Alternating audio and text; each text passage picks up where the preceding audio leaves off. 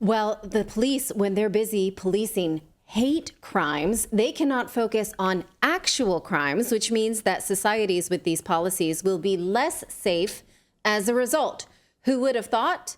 Anyone who thought this through would have thought. Everyone that warned against these hate crime bills. Now, we have two cautionary tales about this. First of all, Scotland, which implemented a hate crime bill this month, and Canada, which will soon police even nice feelings. They're going to police your feelings now. Thank God. So if you think nicely about something that they want to demonize, they are going to make that against the law. Watch. So tell me Canada isn't a communist country without telling me Canada isn't a communist country. I'll go first. Recently, some asshole on the NDP is introducing a new bill called C-372, also known as the Fossil Fuel Advertisement Act. And not only does it ban all advertising for our Canadian oil and gas companies, if you are a Canadian and you are caught speaking well of or promoting our oil and gas, could be a social media post, it could be a t-shirt with I love oil and gas on it, or a bumper sticker, anything like that, you can face up to 2 years in jail and a $500,000 fine. We all know that climate change is one of the biggest hoaxes out there, but this is our Canadian government. Oh my God, Canada, you have lost. You know what I want to do right now? They've lost the plot, you guys. I want to team here at Redacted. Can we please make a T-shirt that says "I love fossil fuels" and can we sell it in Canada? I don't think we can. Our Redacted store right now. Well, right now we still can Come because lock me that up, bill has not Canada, passed. you stupid! Oh my God, that's unbelievable. Well, I mean, that is like it's the point where like I can't even laugh at that. Like I'm just like mouth agape like. I know. I'm like, wait, what? That's got to be a joke. Are we watching like a Saturday Night Live sketch back when Saturday Night Live was funny? Like, right? You can't have nice feelings about the oil and gas industry. And can we talk, guys? Can we talk, Canada? Can we just have a little conversation about how brain dead you've become up there in Canada? Okay, so shall we look at it? Let's look at it. Here is the bill.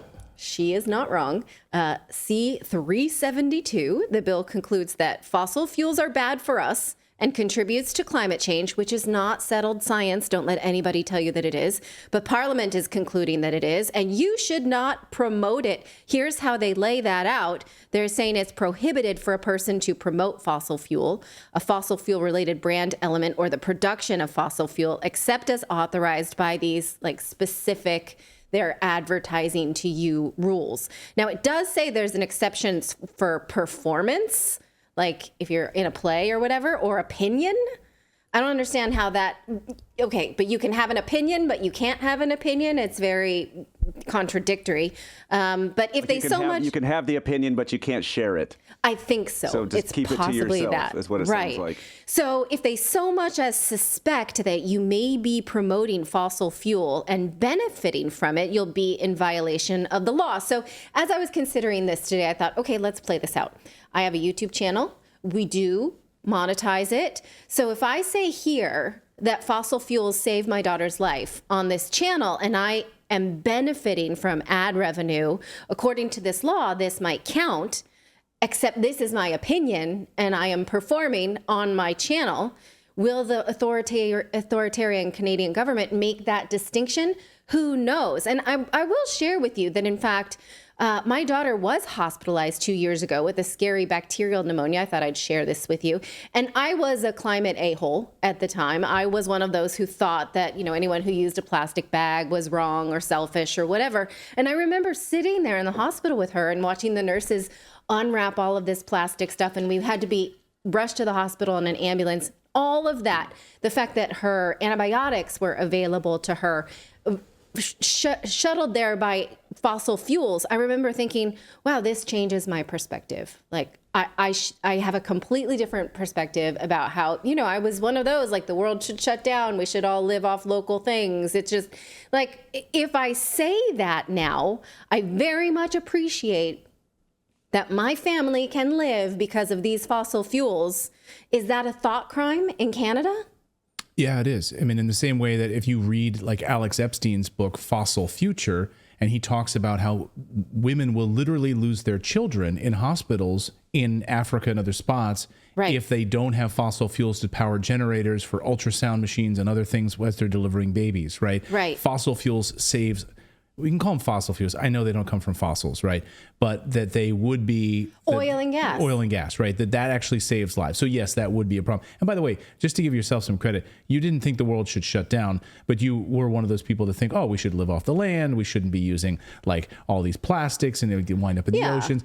And I think more to the point, you're more of like I've really thought about this a lot because I think we're more like anti-pollution people. Like you don't want to be out fishing with your son and there's like just a big pile of shit floating down the stream, like plastic, garbage, right? Just pick up after yourself. Yeah. Right. But it's not like, oh my God, this is contributing to climate change. I don't know. I was kind of a hippie and I thought like, well, if the global economy shut down, we'd all be better off and live like the Indians and things like that. But then when you have an illness, it really changes your perspective. For instance, we have a family member who is a type 1 diabetic. They would just die without fossil fuels. They just would. So if I say, oh my God, thank goodness for the global economy and oil and gas that can ship medication, make medication in a factory and ship it to my family member, that completely changes how I feel about the global economy. That is a thought crime now. We're supposed to think 15-minute cities only.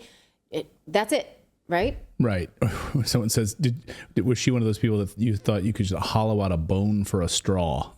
Yeah, I don't know. You just Probably. don't think these things through. You think that this is how I'm supposed to behave. This is what virtue is. I should just behave this way. And then when you sit down and start to think, well, how are EVs powered? Is that worse for the environment? When you ask those questions, paper straw. it starts Wait a minute, hold on. Paper straws are supposed to be better than plastics? Oh no, they're not actually. It's actually far worse with the chemicals, as we've documented here on the show. But of course, they spew all of this garbage on top of you. We were just traveling in France, and like everything is now paper, and it's like that crappy paper lids that dissolve in your mouth, and it's like this so awful. Hopefully, France will wake up and realize they've been sold a bill of goods, and they'll go back to using plastics again. Or something. Yeah. Anyway. It kind of reminds me of that. Sorry, but it kind of reminds me of that of the kid from Into the Wild. What was it, like Christopher McCandless or whatever? The guy McCandless. Yeah, McCandless. Yeah. Where like it's just like where you have this glorified idea of like how the world can be, and just walking out into nature, and it's like it wasn't until he got out there that you realized like he didn't have any of the infrastructure for it. Right. Like he's like, I'm going to kill a moose. Now, what do I do with it? Oh, it's going to be eaten by bugs. What do I do? And now there's like a moose sitting there collecting flies, and I can't eat it because it's rotten, and I don't know what I'm doing. I'm just going to sleep in a bus, and I'm going to die. Yeah, exactly. Right. You get all like romantic about the idea of all of it, and then it's you realize no, we need this. There's a reason why civilization advances, as someone in the chat just said. Yeah, fossil fuels equals freedom, but you can't say this in Canada. Anyway, I know we're on a fun. Oh yeah, you better not say that in Canada. Go ahead, David. And I just want to say, like, that's why we get so skeptical about everything, because it's like I was on the CFL bandwagon, the green bandwagon, the protect the environment bandwagon. I've been on all these. I was on the Democratic bandwagon because I'm like, we got to help more people, and it's like you keep getting, it all ends up being proved false, and so it's like. Then when you hear something new, you're like, no, I'm not buying it this time. Right. So I think that's why we're such skeptics on this show. Yeah, that's why we question everything on this show, and that's a good place to be, right? I mean, we should all be questioning and doing our own research, which the left doesn't want you to do. They don't want you to do your own research, but I think that's important. And when you see these types of stories popping up, like. Like I said, there was a story. I mean, don't go off on a tangent on this for a second, but there was a story like these Wall Street. I'm going on a tangent. You don't do it. All right, I'm going to go on a tangent myself. But there's like, these stupid stories that pop up like in the Wall Street Journal from time to time, where it's like there's a new trend where, married couples are sleeping in separate beds to save their marriage because maybe one person snores, and it's the best thing that's ever done for our marriage. It's like, wait a second, what's really the story here? Like. They don't want people, like spouses sleeping together. They don't want them to procreate. Like I go like 3 levels deeper now on these stories when I see these garbage stories, like in the Wall Street Journal. Yeah, they don't want it's called a sleep divorce. They don't want you to have They don't want you to have a family. They don't want you to be close. It's like these leftist like how rags. to lose a guy in 10 days. Yeah, that kind of crap. Anyway, sorry. Go ahead. Where was I? Canada is terrible. So thought crime for having nice feelings about fossil fuel. Okay. Well, who will police that thought crime then in Canada? Actual police? Then they cannot police actual crime because they're busy worrying about your nice feelings about fossil fuel or your hate crimes about groups that they want to protect. This is the case in Scotland. The police now are totally overwhelmed with hate crime that they cannot solve actual crimes. In fact, they're solving fewer and fewer of those because they're busy with the hate crime law. So this law makes hate crime a crime. And here is what Scottish police are reporting, that in the first week that this bill went into effect, police say they have received over 8,000 reports and they simply cannot cope. If this keeps up, they say they would have more hate crimes at the end of the year than actual crimes. Watch how this math is playing out, that if this replicates through the whole year, 8,000 hate crime reports in a year, then that would surpass the entire total of 416,000 crimes reported to the police. That would mean that hate crimes would overtake overall crime within 36 weeks or by the autumn and dwarf the annual 58,000 reported assaults, the most common offense in Scotland, by a factor of 10. So 10 more hate crimes than assaults. Now, this person, David Threadgood, who is the chairman of the Scottish Police Federation, says Scotland police have gone public and said that on every occasion, reports of hate crime will be investigated. So this creates a situation where we simply cannot cope at the moment. Officers have been brought back to do overtime shifts, and the management of that is simply unsustainable. So you're paying your officers time and a half when someone says, my neighbor did a hate crime to me, they don't like me because I'm black, and they then put their trash over the line, and that's a hate crime, or what have you. Doesn't matter what it is because the bill ill defines it. Also, the bill it defends hate crimes against transgender people. So a man masquerading as a woman can report a hate crime, but an actual woman is not a protected group. So that's obviously problematic. Now, the data is showing that because these hate crimes are going to be more heavily policed, it will make the existing backlog of crimes not solved in Scotland even worse. And so these things continue to go unsolved and untaken care of. For instance, violent offenses, fraud, and rape. Here are how many crimes and the types of crimes Scotland police have been unable to solve since 2010. They're making some headway. The blue at the top shows that they have been able to solve things like robbery, vandalism, or car theft. But how long now that they have to respond to everyone's feelings? But look how far behind they are on fraud, shoplifting, sexual assault, weapons, threatening behavior, theft of a vehicle, assault, rape, burglary. You can't get those things taken care of by the police in Scotland. They're busy. They're on the phone policing hate crimes. David Threadgold, chairman of the Scottish Police Federation, he said that people are misusing this for a personal vendetta, says that this has been weaponized for, personal and political vendettas, such as how many people called in J.K. Rowling. The bottom line, he says, is should this demand remain, the police service will have to deal with it, but will clearly impact all other areas of policing. Now, Neil Oliver, Scottish YouTuber and friend of the show, points out that this will inspire people to tell on their neighbors, and this puts us squarely, you guys, this is me saying this, in 1984 territory.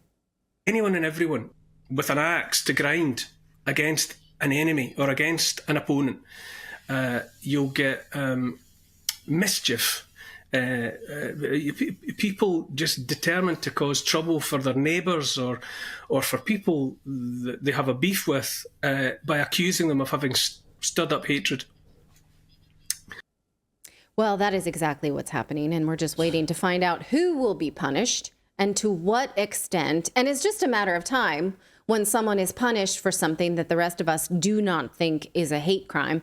But last week, J.K. Rowling published a series of tweets about men posing as women who had been violent offenders. And identified as transgender. The Scottish police say they are not going to pursue that as a hate crime. She's not in trouble for it. So at least that provides some kind of protection for regular people who want to say that when they see a man, that's a man. And now this will all happen in the state of Washington. We talked about this last week because Washington did pass Senate Bill 5427. It says it supports people who have been targeted or affected by hate crimes and bias incidents. We pointed out this bias incidents. This is a new thing, not just a hate crime, but it means a person's hostile expression of animus towards another person relating to the other person's actual or perceived characteristics. So it doesn't even have to be something real. When we spoke about this last week, Philip pointed out that expression of hostile or animus could be honking at someone in traffic, and that person can report, well, they honked at me because I have dark skin, or because I'm a woman, or because I'm a trans person, right? You can see how bias incident takes this even one step further, and it doesn't. Yeah, go ahead. I was going to say that's going to make me not want to hold a door for anyone anymore, because I already got looked at and told off for holding a door at a grocery store one time by a girl. She's like, I don't need your help, thank you. So Really? now I'm like, I'm going to have to be that asshole. Yeah, I did. I wasn't holding the door. I was just giving you the middle in finger. fact a bias incident, because you perceived that she was a woman, and that was a gentlemanly thing to do. But in the age of feminism, It was a can't do positive it. bias, Yeah. but you showed a bias, right? And Yeah, sure, well, I made it perfectly clear. I said, I'm not holding the door because you're a girl. I'm holding the door because I'm not an asshole. That's right, because you're a person. You're a human being. I'd hold it for a my man, a God. monkey, whatever. Well, you could make the case, because you were not hostile or animus, you could make the case that she was biased against you because she thought you were a toxic white male. Philip, Right, before so Then there we would go I'm back pretty and sure forth I'm in just court, like he said, she said. Like, Right. I'm pretty sure that what this law, as much as you'd like to think it does not apply to this guy, because white male. Right. right. That is not Yeah. who they wrote this law for. No, you're you like have a no universal social punching power. bag. Exactly. Yeah, you got to feel bad about your whiteness. That's what you got to do. Philip, you were telling us before the show that you were in a class in college, in a feminist class. You took a 400 level feminist class, and you were the only 400 level feminist theory class. And you were the only male in that entire class. Did you attempt to like hold a door for any of the feminists in the class, or? I was usually the first one to the class, and not bragging or tooting my own horn or anything like that, but I was also usually the one that was most prepared, because I think I was the only one doing the reading material. Yeah. So I had to check all those boxes and make sure there was, because that's not the place you want any kind of misogyny to show up. You're Right. going to get trampled. You're in going to that get room, kicked in so- the balls. Yeah. Well, yeah. So I was on my best behavior. Yeah, but anything that even being more prepared than the other women can be considered a bias incident, right? You're exerting your white male privilege by showing up and being prepared. Yeah. You could make the point. You're a racist. You're bias privilege. Oh my God. How dare you do that? Because, you don't know. Every woman in that class could have triplets at home that she is actively nursing and can't study like you do. I think that we should all think about what kind of society then we will be left with, because the thing the thing that this teaches us is that your feelings are the most important thing. This is something that Greg Lukianoff and Jonathan Haidt call one of the great myths of modern life, that you are fragile, your feelings are true, and you should not be expected to handle anything hard. Now, your government is sending you that message. You cannot handle having your feelings hurt. You need us to solve it. You should never handle any adversity.